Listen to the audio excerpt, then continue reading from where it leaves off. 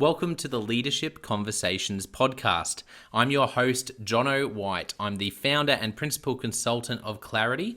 We are an Australian-based consultancy that works with leaders around the world, and our passion is to invest in people to become everything they're meant to be in order to fill the world with healthy organizations that people love to work for and customers line up to buy from.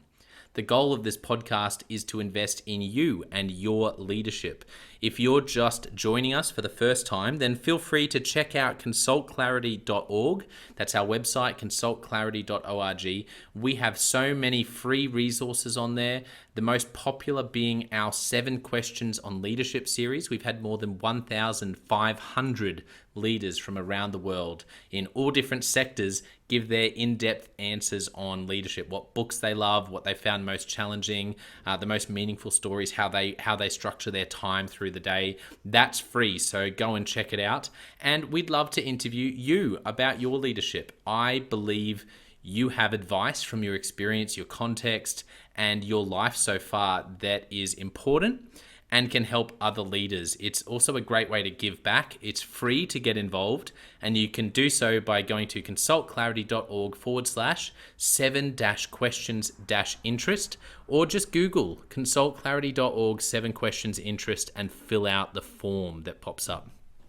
We have a free resource for you on our website. It's called Leadership Survival Guide. It's a 57-page ebook. It has interviews with 10 world-class leaders, and you can go to consultclarity.org. It's right at the top, and get that today.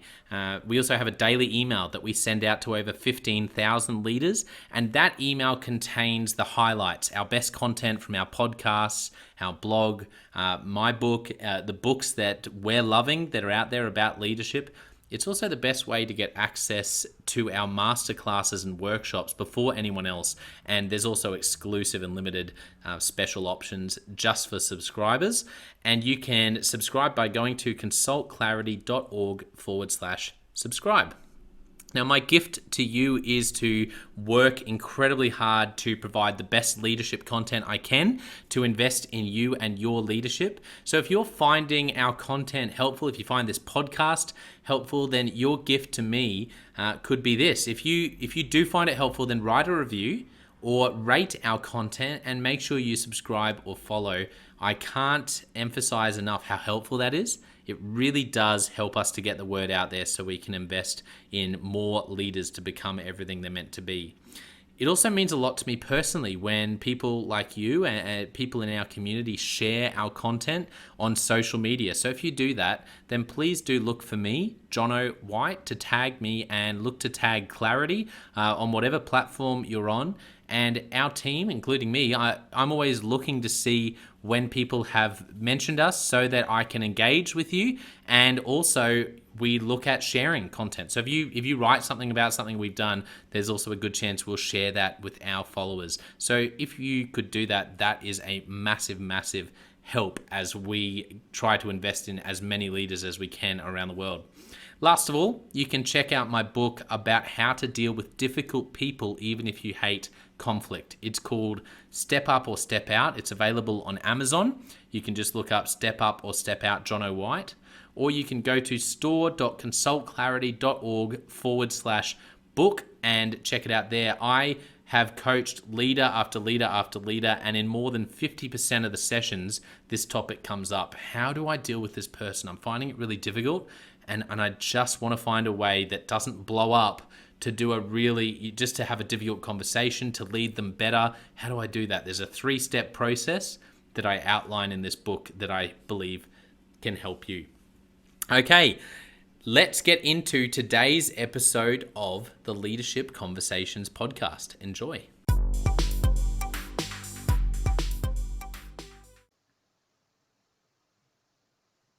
Welcome to another episode of the Leadership Conversations podcast. Today's guest is Robbie Allen. Robbie is the CEO of 1GI, and we're going to hear a little bit about in a moment about what he does as CEO, and also a little bit about 1GI. And then more importantly, and most importantly for the podcast, we're going to get to know Robbie's story a bit, which I'm really excited about. So welcome to the podcast, Robbie. Thank you. Glad to be here, John. Nice to join you down under. Yeah, yeah.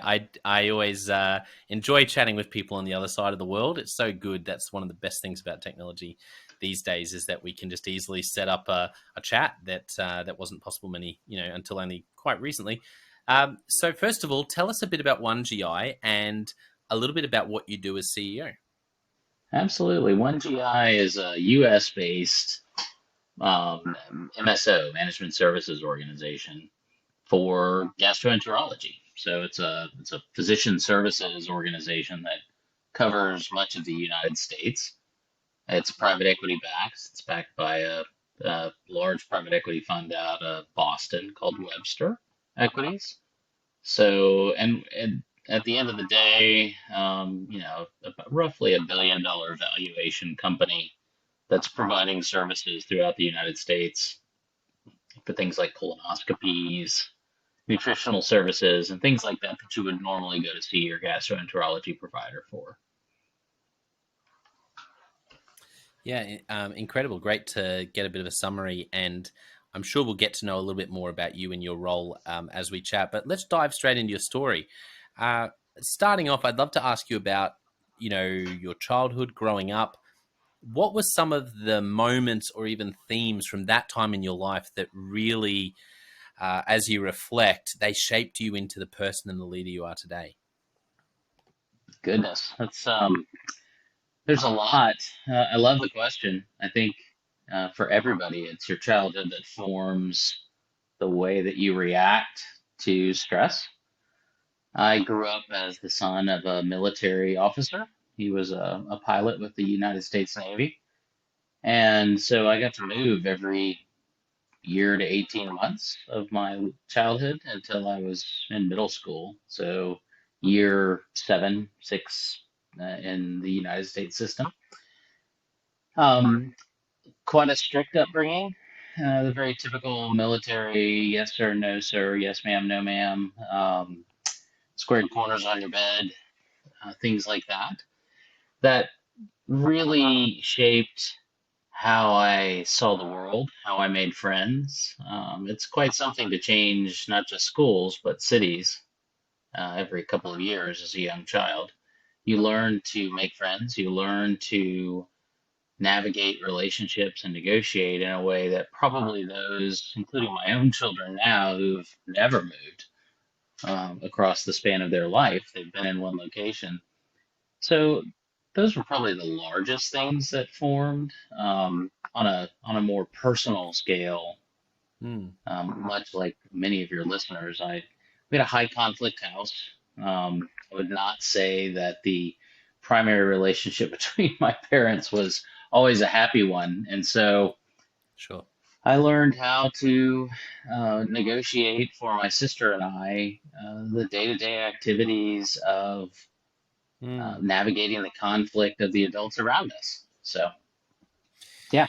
Yeah, yeah. Well, thank you so much for sharing that. I agree, and that's why I like to start with that question. That for better or worse, all of us are at different times going, "Thank goodness for that part of my upbringing." And depending on some people, obviously, it can be really tragic. Other people, they go, "Well, actually, it sort of couldn't have been any better," and everything in between. But what doesn't change is that we all end up.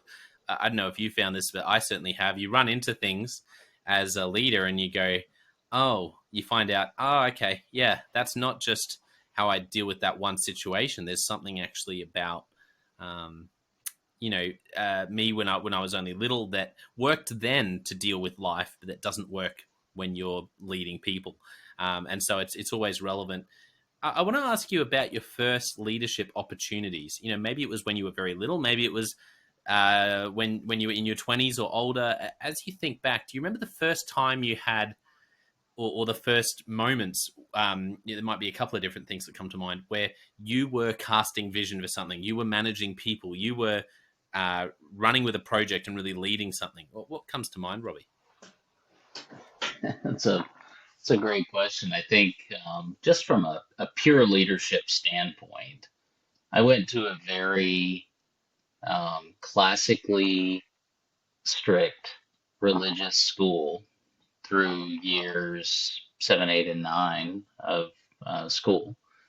And the first real example of leadership that I remember having was authoring a new constitution with a group of students that ended up being about half the school, requesting and in fact almost demanding some changes to the rule structure of the school. We based it on the United States Constitution and Declaration of Independence, and we certainly felt like we were very important and smart. But uh, getting people to kind of follow along um, was probably the first time I remember thinking, okay, people are listening to what I'm doing and they're coming along, which it meant to me that I had some responsibility to honor those people who were coming along with me and doing it right, not leading us in the wrong direction. So I think it was the early formation of my personal belief in sort of a servant Mm, leadership structure. yeah. How did that go down? That's an amazing and fascinating thing to be doing, at proposing as students a different constitution based on the U.S. Constitution. That's really interesting. How just out of interest, how did that go down? What happened from after you sort of presented it to the school? Well, unfortunately, our Declaration of Independence as 12 to 14-year-old students didn't go as well. Well, maybe the comparison is apropos. It created a bit of internal strife in the school. Um, I think at the end of the day, what happened was we were recognized for using our brain and for engaging in appropriate discourse. I think our parents were fairly impressed with what we had done. I think the school ended up being less impressed, which at the time felt like a complete failure. As I look back on it, it taught all of us a host of lessons. Most importantly, how to frame your empathy and view, into both sides of an issue, which is really Yeah, critical for leadership. So yeah. No, I mean, you don't get many more challenging stakeholders than the school that you're attending in authority over you to bring a Declaration of Independence.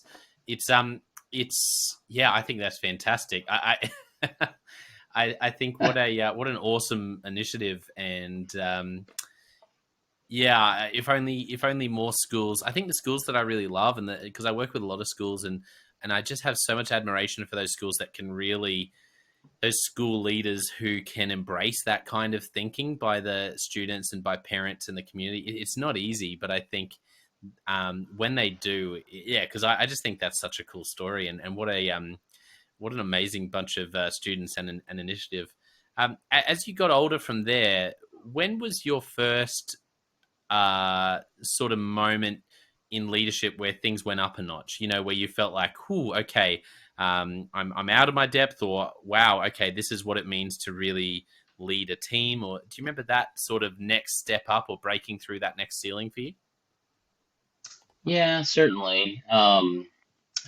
To kind of jump out of the school realm, I was the captain of a couple of different sports teams, but nothing really significantly different than what I just mentioned. I started a company when I was in college, early in college, and it grew fairly rapidly. It was an early technology company in healthcare that dealt in the telehealth space when there were still dial up modems. And as a college sophomore and junior, I was fairly quickly running a team of 20 to 40, depending on what aspect of time it was, with millions of dollars in revenue as a college student, still actively going to college. And I was just Wow. acutely aware that my name was on leases, my name was on loans, I was signing paychecks. It really, if I thought about it, it was an odd mixture of fear, anxiety, excitement, and challenge. That's incredible. What were the main lessons you learned through that time, which I can imagine you would have been building the plane as you were flying it, sort of which I feel like every leader has that in different stages, right? You always think you're ready, and then you move to the next stage and you go, okay, I have a bunch of theories, but now it's kind of like, now it's on, and I really need to work out how to operate at this level. But what were your biggest learnings from that time when you were suddenly leading 20 or 40 people? You've got your name on leases and loans. You're a college student at the same time. What did you learn? I think the hardest lessons during that period of time, and the ones that it took a few times, unfortunately, for me to learn, were humility, being able to own when I didn't know the answers, and learning how to empower the people that were working with me and see them as compliments to things I didn't do well. I think that for a lot of entrepreneurs and young leaders, that's one of the harder aspects of leadership. And we have examples of people who are exceptionally talented, Mm. technical people in the world. Think Elon Musk, exceptionally talented technically, not terribly gifted as a leader of individual people around him. And so those are different skills. I'm not in any way knocking his ability to create value, but when we think about these types of people, those lessons of moving a group of people and inspiring them to be more together than we could each be and sort of the sum of our parts requires a certain amount of humility that not many 20 to 22-year-old Yeah. engineering students possess, and I certainly did not. Yeah, I know what you mean. And I think it's why it's so remarkable if you do see someone leading something really successfully, managing people really successfully in their 20s. I'm always awestruck because I think it's, you know, the vast majority of us learn so many of those things as we get a bit older. And I think it's yeah, and I think that's one of the challenges for those who might be listening, who are maybe 20 to 22, is that the hard thing I think about myself at that age is that it can be a bit of a blind spot. So it's easy to see in hindsight, but at the time it can be a bit of a blind spot that you're not aware of when you're that age. Completely agree. I think the younger folks I mentor all the time, that is where I spend a great deal of time. It's just the power involved with saying, I'm not really sure I know the answer to that question. I feel like you have some really good ideas on it. Why don't you take this one and see where you can go with it? Is enormous. It's an incredibly empowering thing to say, but it's also very counterintuitive for most 20-year-olds. How have you learned to do that, and what does it look like for you now in your current sort of sphere to lead with that sort of approach, as you're leading an organization with such a large footprint and valuation like one GI? What does it look like to actually lead like that? How do you do it? And with respect to learning it, it's hard to overstate the value of having been humbled, having your knees knocked out of you, and kind of the learning experience that comes with that. And like all good entrepreneurial stories, we had hired bankruptcy attorneys at two different times. And so I think we navigated those successfully, but just being humbled and stepping back for a minute and having strong mentors pull you aside enough to say, why don't we talk about that? And let's see what you learned. Builds that empathy skill, sort of the relatability and kindness that are fundamentally necessary to lead people. I think I try to live hard by one principle, particularly when it comes to being an executive in larger companies, is when you're given the choice to be right or be kind, be kind. You're never going to be wrong. And when you frame it that way, obviously, particularly as a CEO, as a leader, you're rarely the technical talent. You have a team of technical talent. Nobody comes to me to build out a financial model, to go and do a colonoscopy. What they come to me for is sort of direction, guidance, a problem, And that doesn't require anything more than listening and responding and being kind and aware. And so I think we default towards our technical expertise, but leadership really isn't about that, in my opinion. Yeah. No, I couldn't agree more. I think this is one of the reasons why coaching is such an important skill for leaders to learn. And some leaders go, wait a second, why should I learn how to, coach my people? They kind of just get coaches in for them. And as someone who comes in and does coaching for people, I'm like, well, the answer is both. Yes, people, it's great for them to have coaches, but so much of leadership is coaching. And that's the biggest reason I love say helping leaders create a culture of coaching in an organization, because what you're really doing is you're creating a culture of listening, you're creating a culture of stopping and actually creating some handles for all of us, but particularly for your senior leadership team, and your CEO, to create those handles to go, you know what, I'm not going to jump in and fix this. I'm going to be a sounding board. I'm going to listen really well. I'm going to ask great questions. And then 10% of the time, when that doesn't do it, and this is what I say to people who maybe haven't done any sort of coaching before, is I would love to say that when I coach people, it's because of how great Jonno's ideas are. But, and to be honest, there's times where I've gone into it thinking that I was going to be, oh, it's going to be so, I'm going to give such great advice here. But honestly, 90% of the time, it's people's own revelations they have, it's their own information they brought, it's the clarification of their own ideas that is what's most helpful for them. 10% of the time, I'll add something that might be helpful, but 90% of the time, it's just having that time and that space where someone's listening intently and actively to you and asking great questions. That's what gets, that's what I find people actually find most helpful. And that's why leaders, if you can learn to do that, that's why I just noticed some of the words you said there about being like with kindness, listening intently with kindness. Don't worry about being right, be kind. I love that. And that reminded me of why coaching is such a great skill for leaders to learn.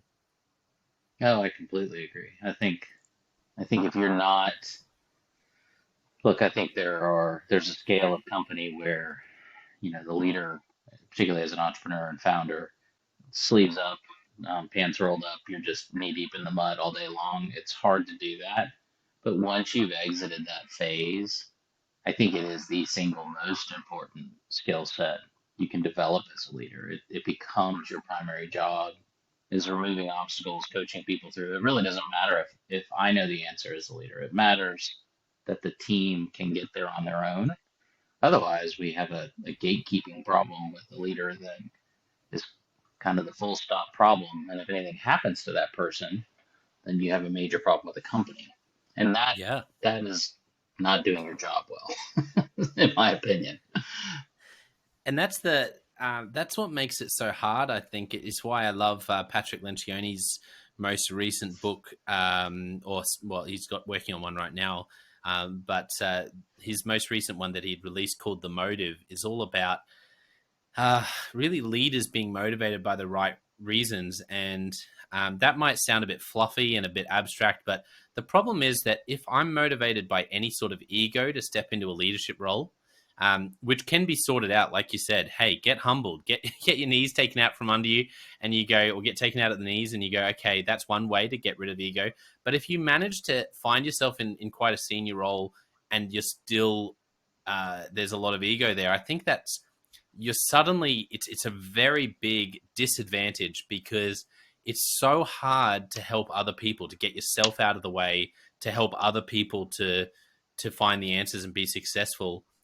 That's the, like, the opposite of ego. And I think that's why any young leaders or any leaders who are really wanting to be in that sort of CEO role is if you can grow in letting go of your ego and actually getting rid of that, and grow in what it means to really empower people and lead with empathy. I think that's why they're so powerful. That's definitely what I've seen is in my experience, is that if there's ego there, it's the opposite of everything you just described, which is needing to get out of the way and help your people really deliver.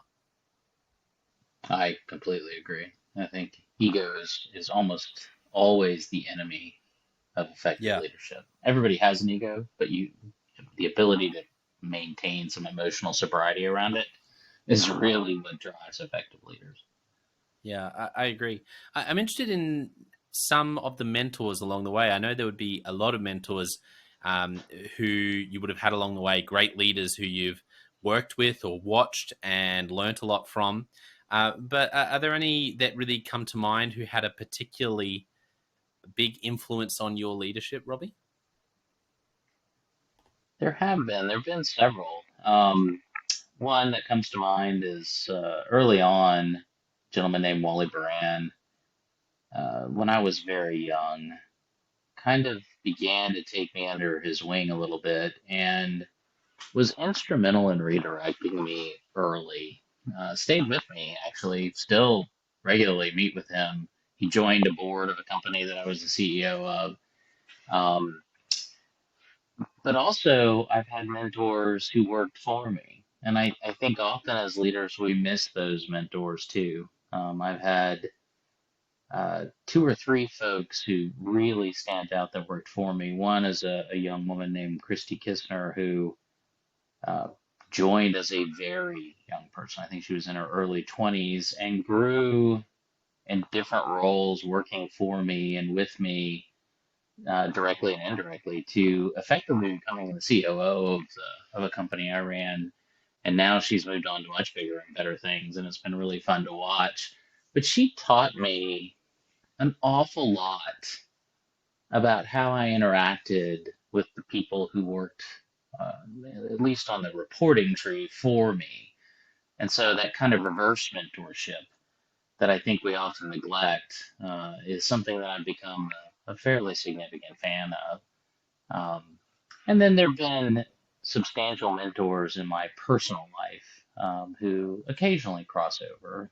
There's a woman named Mary Mackey who has known me since I was, I don't know, 13 or 14, worked for me at different times, but also has been a guidepost, less so as a sort of CEO model like Wally, but more so as a human being.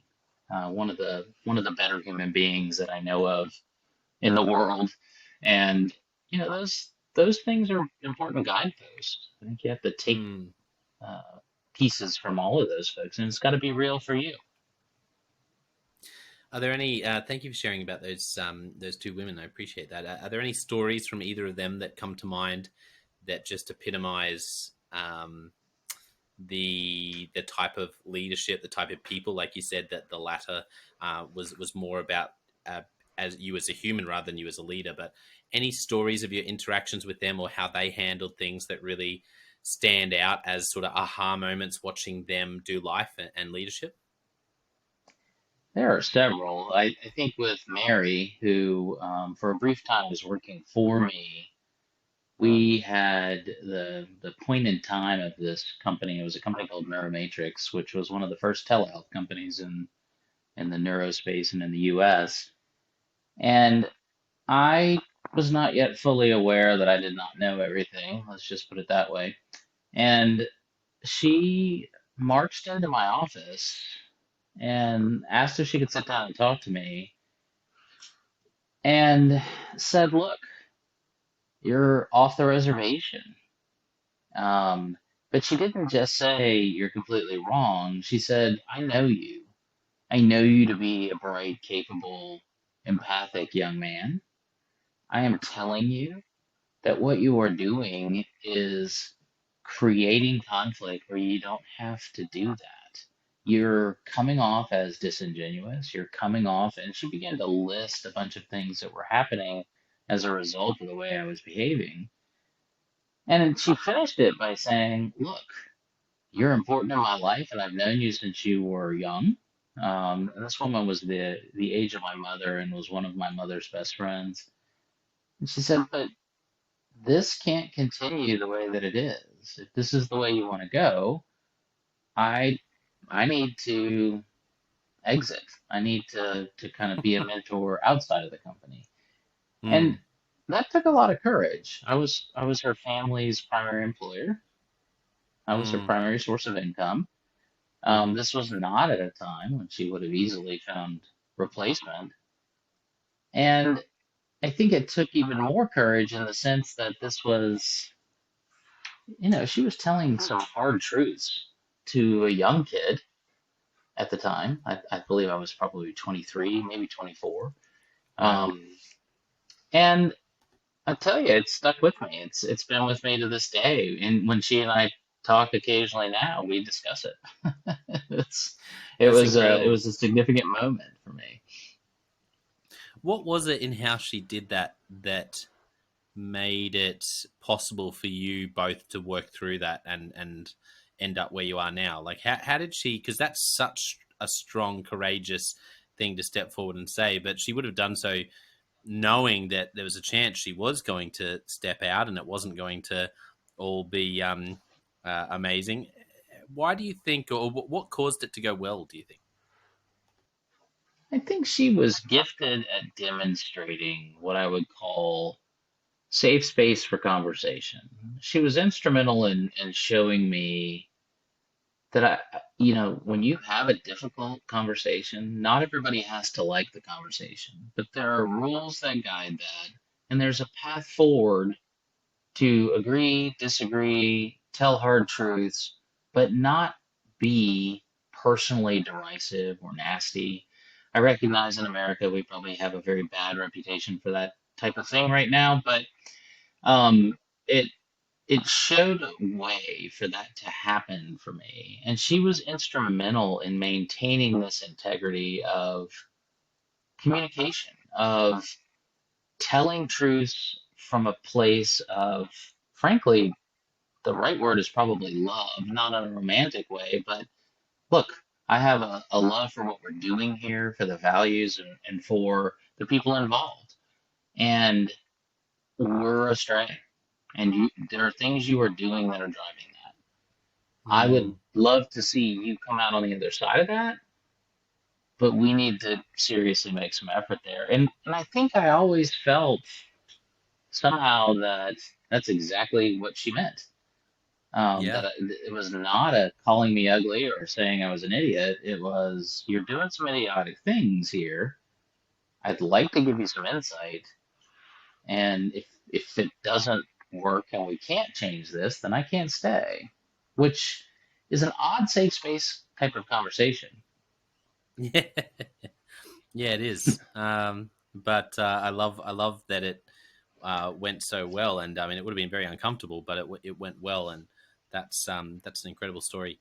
Any other stories from either of those women that you mentioned who have been sort of mentors to you? You've learned a lot from them. Any other stories that come to mind?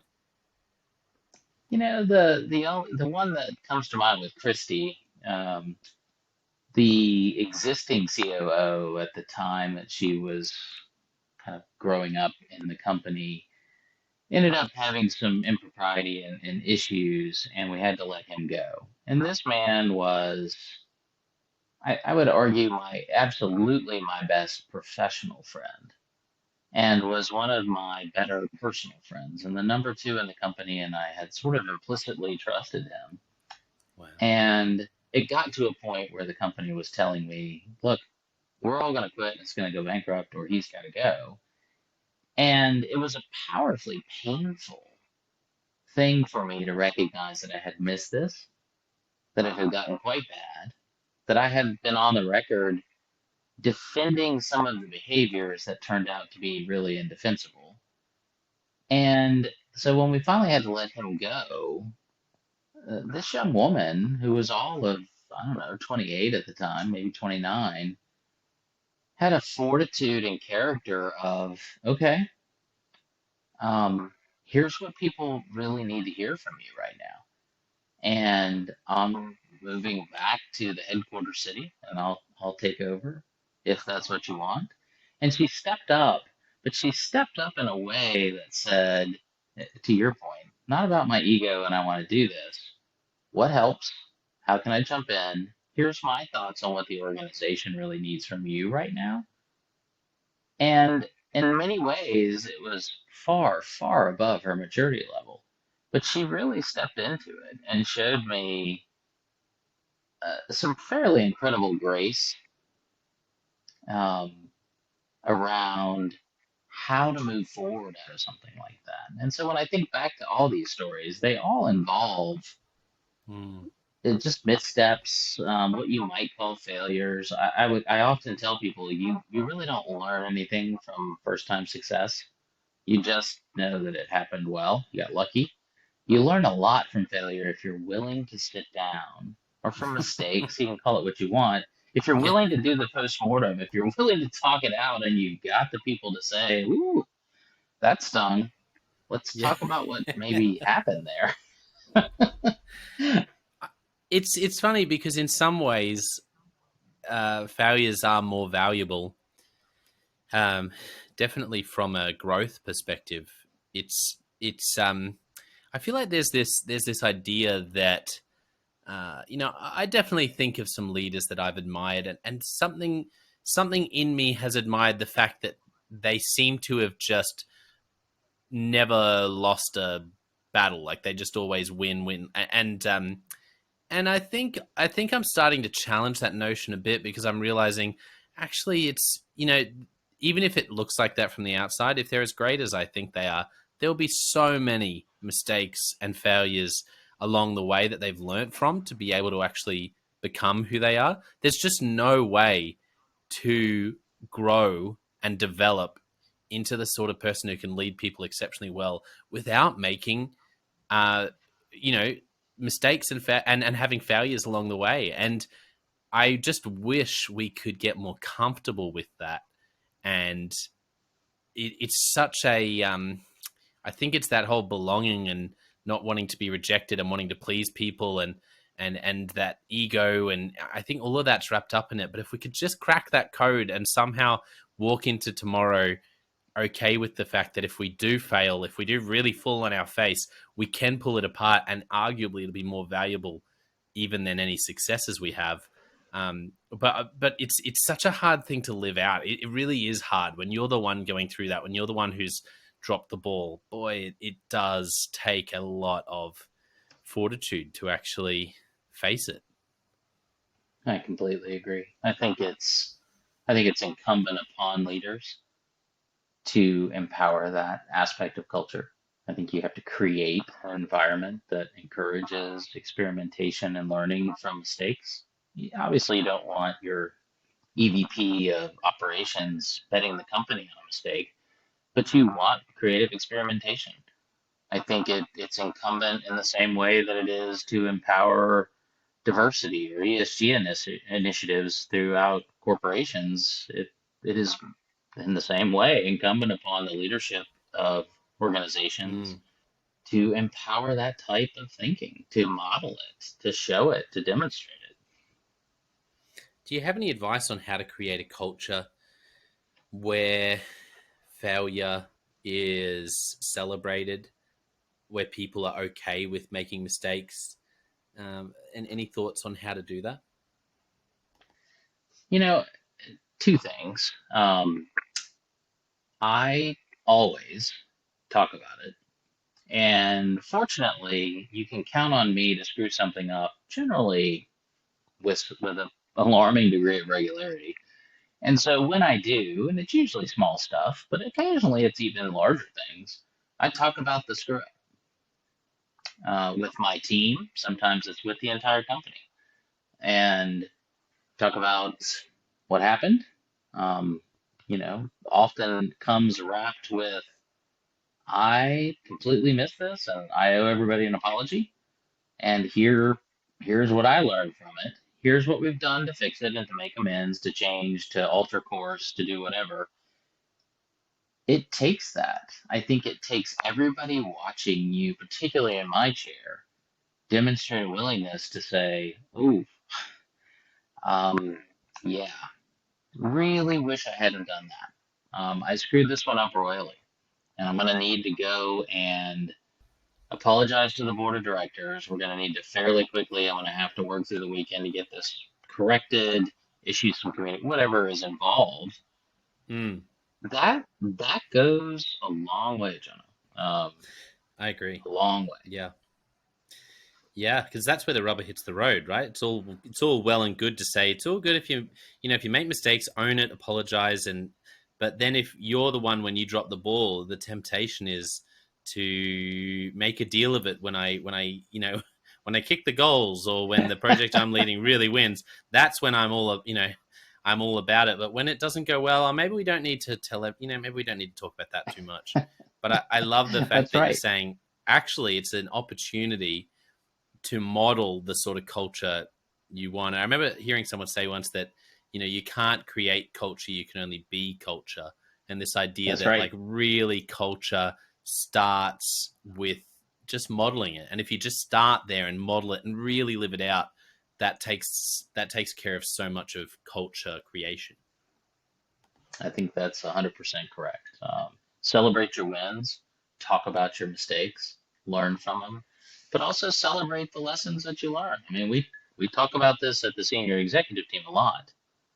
Um, we certainly celebrate a win, a new acquisition, or whatever it is that we're proud of. But we also talk about what we learned from that really bad hire or the new initiative we tried that ended up costing us an extra $1 million this year that really we wish we hadn't done. And here's why, and here's what we're never going to do again. And let's share that with the team. Yeah, that's so good. That's so good, Robbie. I love it. Um, well, as we sort of start wrapping up, I want to ask you a handful of Leadership Express questions and get your thoughts. Are you ready? Sure, I'm So ready. the first question is, what's a book, or there might be a couple of books that come to mind that you've gifted to other people at some point? So the three books that I give all of my executive team, one is by Brene Brown. She's a U.S. based social worker who has written many books. Has a very well recognized podcast too, globally, I think. And the book I give everybody is one called Daring Greatly. She's written several that are Mm-hmm. more oriented towards the business world, but for Yeah. many executives, this is one of their first exposures to empathy, Mm-hmm. shame, drivers, things like that. That's one. Yeah. The Four Agreements, which is a book, it's a very short book, Yes. um, and is an excellent book for personal accountability. And the Mm-hmm. last one is a book called The Culture Code, which is a little bit out of date with its stories, but it's a powerful storyline on culture and Mm. the things we were just talking about. Yeah, amazing. Great recommendations. I love all three. And Brene Brown is amazing. Her podcast is well worth the listen. It's definitely popular over here as well. Yes. I'm pretty sure I'm pretty sure everything she does is popular pretty much everywhere. She's just amazing. And yeah, her podcast is a fantastic one where she interviews. I'm trying to remember if it's leadership focused. I think it's more life It focused one because is. she's just had such great leaders on there. I'm like, wait a second, is it leadership focused? I think it's life focused, but leaders can learn. I just think I always recommend Brene Brown because you're right, empathy is like a leadership superpower, and I think vulnerability and empathy, everything she talks about is crucial. So no, they're great recommendations. Um, Next question: what's a recent leadership lesson you've learned for the first time or been reminded of? Um, the one that I'm constantly reminded of is while very young people in my organization might make me a little bit crazy, that I really need to pay attention to what they're talking about, what they're interacting with, and how they are working and leading because we forget this. The 20-year-olds joining our organization, they are the future. And so if you want to look at what your company or what the trend lines are going to be like in 10 to 20 Mm, years, go talk to your younger people. I forget this lesson all the time. I get mm. frustrated by them all the time. But um, acceptance and going and doing a little bit of reverse mentorship with them is a lesson that I just recently relearned, and Yeah. probably will learn it several more times in the next 10 years. Yeah, I heard a great quote that I think applies in this sort of frame as well, and it's that today's heresy is tomorrow's orthodoxy, And I Yep, think so many young people, the 20-year-old, they'll say something and it's like, oh man, that is so heretical. Like, come on, that's breaking all the leadership 101 or marketing or no, like that's not how the world works. And then, yeah, you get a few years down the track and you go, oh, okay. Yep, okay, that's how everything is going now. And I think, yeah, being able to challenge the status quo, and uh, listen well, and for them to feel heard. I think if that demographic can feel heard in an organization, that's a massive plus in being able to really train them up and potentially, for them to stay or come back at some point as well. So I um, agree. I love that, Robbie. Okay, do you have any favorite questions you ask? You're one on one with someone. You're in a team setting. You're in a workshop, or you're with stakeholders. Are there any questions you like to ask? Um, with stakeholders, I tend to ask this question often, which is, and these are internal people to the company, how are you? And they tend to say fine, and I tend to say that's great. Now, I want to know how you are.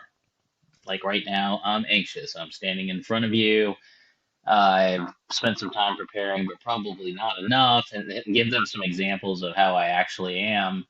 When you get people to respond to that question beyond fine, if they're willing to open up, it gives you a couple points of information, who they are, what they're willing to talk about, where their boundaries are. It also opens an avenue for you to begin sharing in a more, to borrow Brene Brown, vulnerable way, but in a more meaningful way, particularly when it's in stakeholder meetings and things like that, because it is the unspoken personal agenda items and individual issues that generally drive dysfunction in companies. So the most dangerous phrase is it's not Mm. personal, it's business. That is the most ridiculously untrue statement that I have ever heard when it comes to a boardroom or a meeting room. It's all personal. It's all personal. So Mm. that's one. Yeah, that's good. I love that question. That's wonderful. Uh, are there any? No, let me ask you this one. What's a great piece of advice you've received at some point? Could be leadership, could be just about life, where someone gave you a piece of advice that really stuck with you. um, Probably the single most important piece of advice that anybody has ever given me is you have two ears and one mouth. Please try to use them in proportion accordingly. And I'm not always terribly successful at that. It's incredibly simple, but as is evidenced in our conversation here tonight, it's not as easy as you think. Okay, so last question for you, Robbie. If you could only give one piece of leadership advice to a young leader, what would you say? It's funny. I just got asked this the other day, and what I said, I think I would echo. You can read all the leadership books, listen to all the podcasts. You can gather all the workshop material from anybody you want, and you should, but you have to take the parts that are relevant, that resonate for you. Because if it's not authentic to who you are, it doesn't work. You can't go be Tony Robbins or Brene Brown if those elemental pieces of leadership advice don't resonate with who you authentically are. So you end up having to really spend a little bit of time with all of these different schools, thoughts, inputs, and craft around who you are to make it yours. That's probably my single biggest piece of advice to young leaders is work on that inner Mm. authenticity. Yeah, that's great. That's wonderful advice. So, for those who've just loved hearing your thoughts on leadership today, Robbie, where can people find you online and also find out more about One GI? So, welcome to, I'm pretty active on LinkedIn. You're welcome to find me on LinkedIn. If you look at Robbie Allen and 1GI, I think it's Robbie Allen 7 is my LinkedIn. Um, I have to double check that. But I think that's the URL is Robbie Allen 7. I'm pretty responsive. My people often email me through there. 1GI is 1GI.com. Certainly welcome to look us up. And we we're a pretty open organization. I believe strongly in connecting people. In fact, it's one of my favorite phrases. It's sort of like the ending of Howard's End, just connect. You want to connect people. Yeah, that's great. I love that. Well, I want to thank our listeners for tuning in. This has been a really fun episode and great stories just about reverse mentoring and just wonderful leadership principles today. I've really loved it. Don't forget, for our listeners, I also have the Jonno White Leadership Podcast and the Leadership Question of the Day podcast, where you can go to continue to invest in your leadership. But I want to finish today by saying a massive thank you to you, Robbie, for being so generous with your time, for sharing such great stories and leadership wisdom with us. I think it'll help a lot of people, and a lot of listeners will be walking out of listening to today feeling a bit more confident and with some new perspective about leadership. So thank you so much for coming on the podcast. That's excellent. Thanks for having me. It's been a pleasure. Loved it. Well, I hope you enjoyed that episode of the Leadership Conversations podcast as much as I did. If you're joining us for the first time, don't forget to check out consultclarity.org. That's our website, consultclarity.org. We have so many free resources on there, including our 7 Questions on Leadership series. We've had more than 1,500 leaders from all over the world in all different roles, in different industries, answer these 7 questions on leadership, and leaders give these in-depth answers around how they spend their time, a book that's been significant for them. It's just a gold mine. It's completely free to access, so go to consultclarity.org and look for that. We'd also love to interview you about your leadership. I believe your experience, your life, your context means that you have advice on leadership that other leaders can learn from. Yes, you, if you're going, not me, well, no, I really believe you would have something to add. So if you're looking for a way to give back, it's completely free to get involved. And we would love to interview you through the 7 Questions on Leadership. You just go to consultclarity.org/7-questions-interest, or Google consultclarity.org 7 questions interest and fill out the form and get involved. We have a free resource on our website called the Leadership Survival Guide. It's a 57-page ebook, 10 world-class leaders giving their thoughts on leadership, and that's completely free. It's available on our homepage, consultclarity.org, right at the top, so make sure you go and get that and download it today. And we have a free daily email that you can subscribe to. We send this out to over 15,000 leaders from around the world. And it contains the highlights of content from our podcasts, our blogs, our books we're reading. It's got the best content, and it gives you exclusive, limited, early access to our masterclasses, workshops, new products, special offers. It's all for our subscribers. You can go to consultclarity.org/subscribe and join 15,000 other leaders. And my gift to you is to work really hard, particularly through the Leadership Conversations podcast. I have been blown away by the quality of the leaders, and I'm learning as much as anyone in doing these interviews. So I'm having a great time. And my gift to you is to keep lining up the best leaders I can to invest in your leadership. Your gift to me, if you're finding this helpful, there is something that you could do that would help us out massively. And that is to write a review and to leave a rating for our podcast or wherever you're watching or listening to this. I can't tell you how much that helps us out. Also, subscribe or follow. It really does make a difference in helping us to help more leaders become everything they're meant to be. Another thing that means a lot to me personally is when I see our community share our content. So if you do share this or any other piece of content on social media, then thank you, and please do that. And look for me, Jonno White, or Clarity, and tag us in your post. Our team is always looking for posts to engage with from our community, and there's also a chance that we'll share your content to go beyond and share it with our followers. Last of all, you can check out my book. It's called Step Up or Step Out: How to Deal with Difficult People Even If You Hate Conflict. I wrote this book because 50% of the coaching sessions I have with leaders, this topic comes up again and again and again. And it's this idea of, how do I have this difficult conversation? How do I lead this person better when I'm finding them difficult? Or in some cases, you look and you say, I think I might be leading a difficult person. They're just quite difficult to lead, or I'm finding them quite difficult to lead. So there's a 3-step process that I unpack in Step Up or Step Out. And the amazing thing, and I've literally done this myself, and I've heard it anecdotally from other leaders as I've coached them, is that if you follow this process, you will see that person step up and change their behavior or make a decision, which is to step out some of the time. 95% of the time, people will step up or step out in just 4 weeks. And I stand by that. It's you have to read the book to understand, but I really do believe in it, and I've experienced it firsthand. It works. So you can go to Amazon, look up Step Up or Step Out Jonno White, or store.consultclarity.org/book. Well, thank you so much for listening. We're going to be back with a new episode next time of the Leadership Conversations podcast. And I hope today has helped you to take another step towards becoming the leader you're meant to be. See you next time.